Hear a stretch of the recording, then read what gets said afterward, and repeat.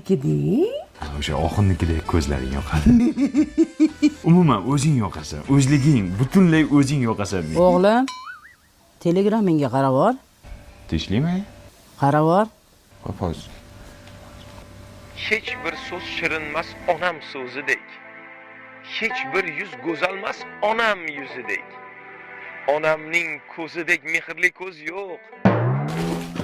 Artistlik qilyapti. Yo, onam aktyorskisi yo'q-ku. Hech kimsa bo'la olmas onam o'zidek. Ana, oxun ko'zim. Oxun To'xta. Ayajon, siz meni noto'g'ri tushundingiz. Dunyodagi eng go'zal, eng chiroyli ayol sizsiz, ayajon. Shu uchun ham sizga o'xshagan chiroyli xotin olganman, aya.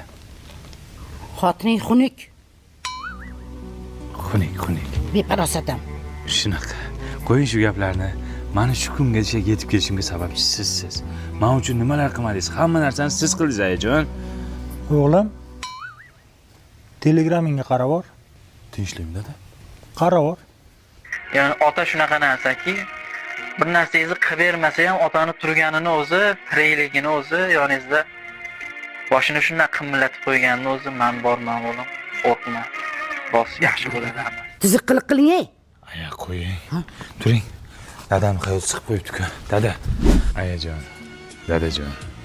Men sizlarni yaxshi ko'raman. Bundan keyin bor mehrimni, e'tiborimni sizlarga beraman. Rahmat. Bemalol meni yelkamga suyanishinglar mumkin. Rahmat bolam. Ey, kalla. Telegramingizga qarab oling. Tinchlikmi? Qarab oling. Ayol qachon ayolligini unutadi? Mehr ko'rmaganda, suyangani yelka topolmaganda, ikki og'iz shirin so'zga zor bo'lganida.